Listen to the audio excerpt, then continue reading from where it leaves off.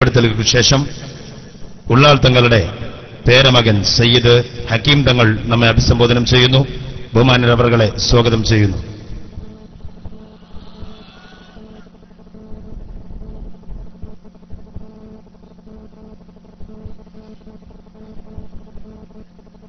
ബഹുമാനപ്പെട്ട അധ്യക്ഷനവറുകളെ,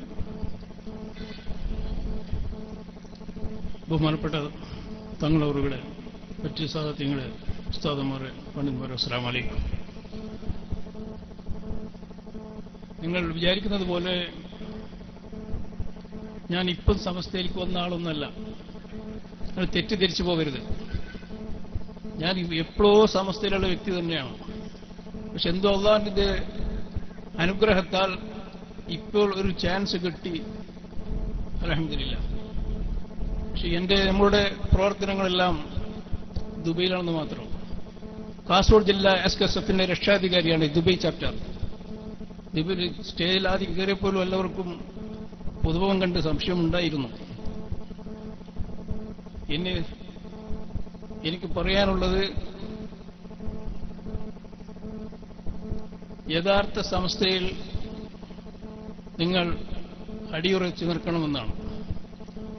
ഇവിടുത്തെ ഈ സംഘാടകൻ പറഞ്ഞത് പ്രകാരം 2 ദിവസത്തെ അനൗൺസ്മെന്റ് കൊണ്ടാണ് നമ്മളിവിടെ പ്രഖ്യാപിച്ചിട്ടുള്ളൂ.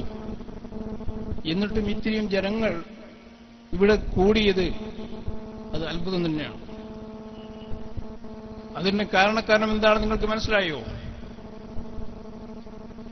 നമ്മളുടെ സമസ്തയുടെ മരണപ്പെട്ടുപോയ വരക്കൽ മുല്ലക്കോയ തങ്ങളുടെയും റയീസുൽ മുഹഖഖീൻ അൽ-ആലിമുൽ അല്ലമ കണ്ണിയത്ത് അഹമ്മദ് മുസ്ലിയാരുടെയും EK അബൂബക്കർ മുസ്ലിയാരുടെയും PMS പൂക്കോയ തങ്ങളുടെയും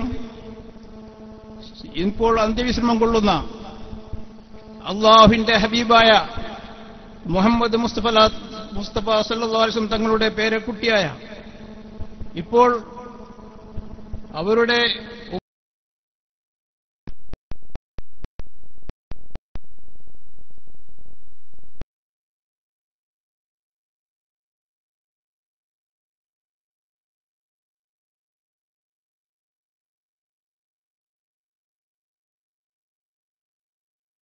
എനിക്ക് പറയാനുള്ളത്,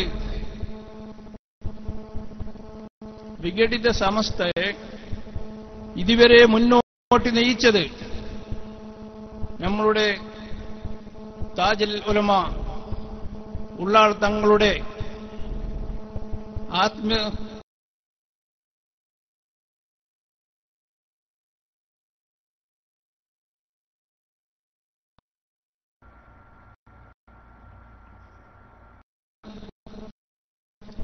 ആ സ്ഥാനം നിലനിർത്തിക്കൊണ്ടാണ് വളർന്നു വന്നത്. അതുകൊണ്ട് വഫാത്തായ